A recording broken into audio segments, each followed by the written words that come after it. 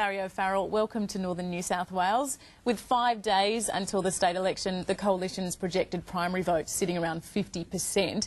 You have repeatedly said you don't take any votes for granted, but you must be feeling confident. Well, confident going into the week, but confident that we've got the plans that can fix the state, the team that can fix the state, that we're ready to do the job. But knowing that unless 4.5 million people across the state decide that's what's going to happen, we could wake up on Sunday with a Labor government. One of your big policy announcements has been this infrastructure fund, which will be especially important, I guess, for regional New South Wales. Where will that money be used? Well, there are two infrastructure funds. There's Restart New South Wales, which is for a statewide infrastructure strategy. That's money that will be used for roads, for rail, for ports, for other economic infrastructure that we need. It'll prioritise, it'll have a program that we can work our way through however long we're in government, and hopefully when we leave government, if we're elected, it will be used by other governments to guide their growth.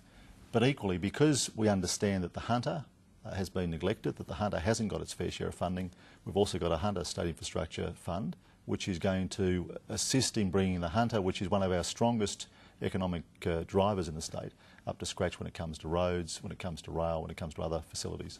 Will we, though, be seeing any specific infrastructure projects that money be used for? Well, we've said in relation to Restart New South Wales, there are some projects that are needed and that are self-evident. So there's some projects in Sydney we've identified, there's some road projects in Western New South Wales we've identified.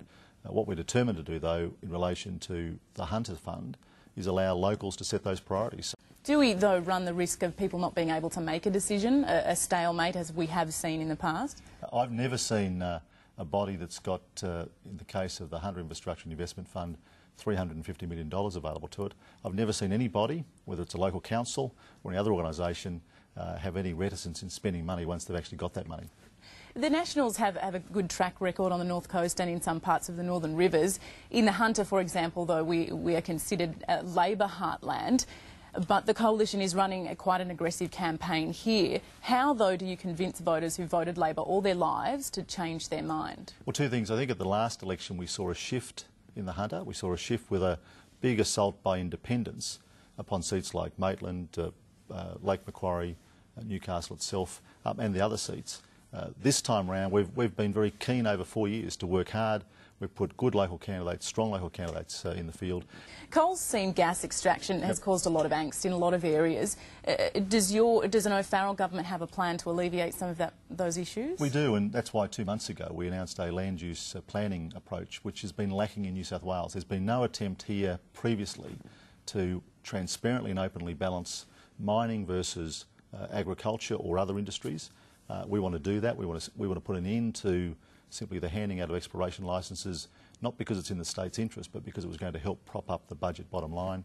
And what we're talking about is a process that I think can satisfy, whether it's the Hunter Valley, whether it's the Liverpool Plain farmers, that decisions that are made will be made in the best interest of the state, not in the best interest of one sector or another.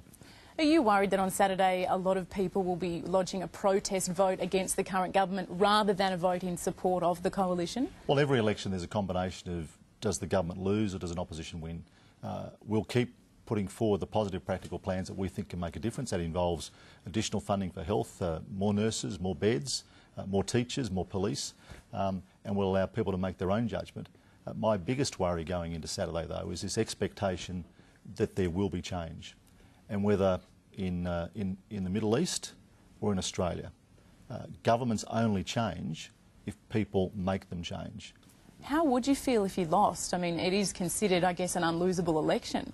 And every weekend at racetracks and on football paddocks, favourites lose. I'm not running to lose. I'm not running to draw. We saw what happened federally when you end up with a stalemate. We're determined to win. But that's in the hands of the people across this state. And the only message I make is that don't make the mistake of the federal campaign where a vote for independence, a vote for Greens, turned out to be a vote for the return of a Labor government. Do you think the Coalition would be in this position if the Labor government hadn't been so bogged down in scandal?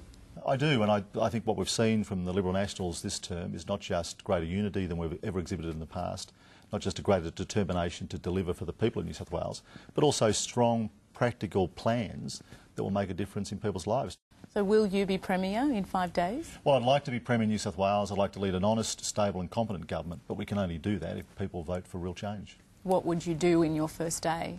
Well, first day is to set a standard, that says that decisions that are made in the public interest. Decisions won't be about politics, they'll be about what the community needs, and to ensure that maximum resources go to those ends. Barry O'Farrell, thank you for joining us. A pleasure.